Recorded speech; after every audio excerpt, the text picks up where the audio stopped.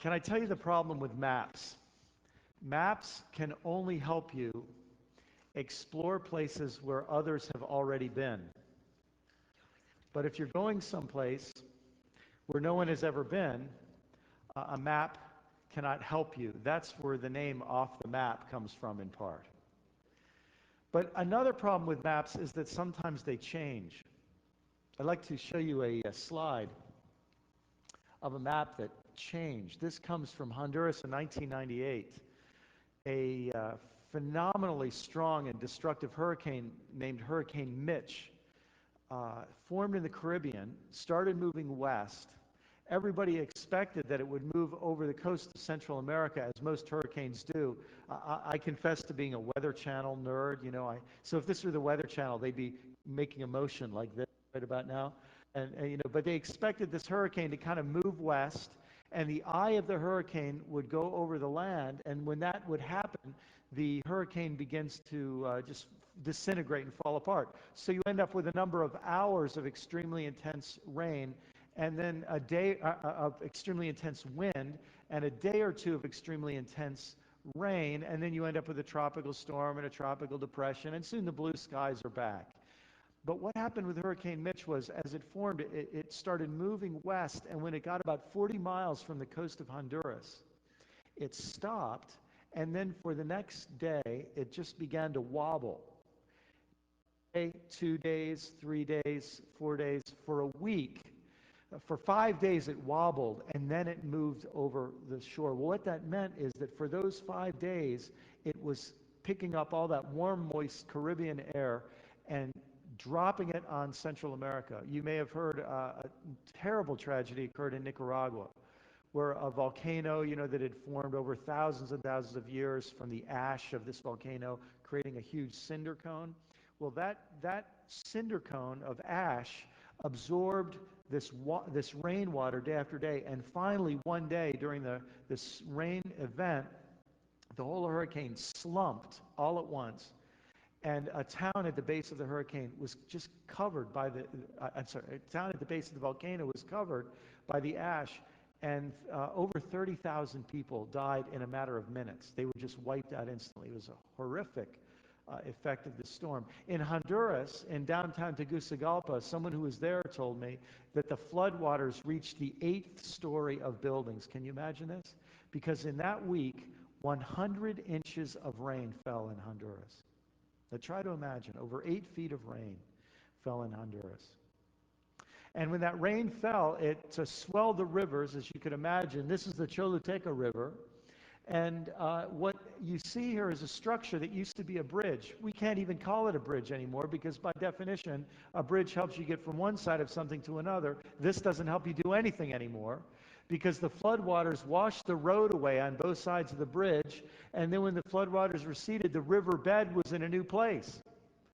And so now this bridge is completely worthless, except that it has now become a tourist attraction, because people from the two villages that were connected by this road and bridge go to the end of the road and sort of wave at the people they haven't been able to visit in all of these years.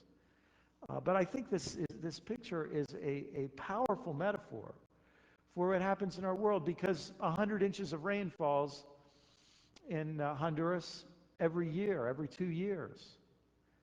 What's unusual, though, is when 100 inches of rain is condensed, you see, into a week. And I think change is the same way. Change is happening constantly.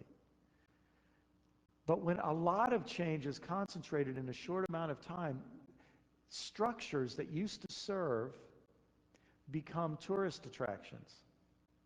And the maps that used to accurately reflect reality don't reflect reality anymore. And then you have to start adventuring off the map. If you go to that next slide, please. A good scripture, I think, that sets a framework for what we want to talk about in part this weekend is something that the Apostle Peter told the early Christians. He said, in your hearts, set apart Christ as Lord. Always be prepared to give an answer to everyone who asks you to give the reason for the hope that you have, but do this with gentleness and respect. And that phrase, always be prepared, I think is very significant. It's not that you can get prepared once and you're prepared forever. It would be like your software, you know. You keep getting upgrades. And he's saying you have to continually be upgraded in your preparation because people are going to continue to ask you new questions. A lot of our churches are very well prepared for the questions of the 1840s. Some are prepared for the 1950s. What we call contemporary churches are prepared for the 1970s. But there are relatively few churches and few Christians that are still being prepared to deal with the questions of the new century and the new millennium. And one of the real essentials, the Apostle Peter says, is that as we engage with people, we do so with gentleness and respect. And that's going to be our tone toward our culture. I try not to do this, but occasionally I succumb to temptation and listen to Christian radio. And when I do, it always frustrates me because the attitude toward our neighbors and the attitude toward our culture that I hear there is not gentleness and respect. Generally, it's an attitude of disgust and disdain. And so this weekend we're going to get practice in trying to look at our neighbors and our culture, including the people who don't understand or agree with a lot of what we believe. And instead of talking about how wrong they are, we're going to try to understand them and treat them with gentleness and respect and take their questions seriously. In order to do that, let me try to give you kind of the history of humanity in about 5 minutes. Now, in order to do this, we will have to skip a few details, okay? But we're going to start our survey in about 2500 BC in what we call the prehistoric world. Now, I remember when I was a kid and they talked about prehistory, I thought, how can anything be before history? It was like negative numbers. I didn't understand negative numbers. I can have anything less than 0, you see. But when historians say prehistory, what they mean is before people had written history. And when you think about it, writing is an incredible technological advancement. In fact, this would be interesting to talk about later on. But when you invent writing, you make possible new levels of economics, new levels of government, all kinds of new levels of learning and passing on your learning from generation to generation. The invention of writing is an incredible technological advancement. It's like 100 inches of rain falling in a week. It changes the world, and it gives birth to a new world that we call the ancient world. And this is the period that goes from about 2500 BC to about 500 AD.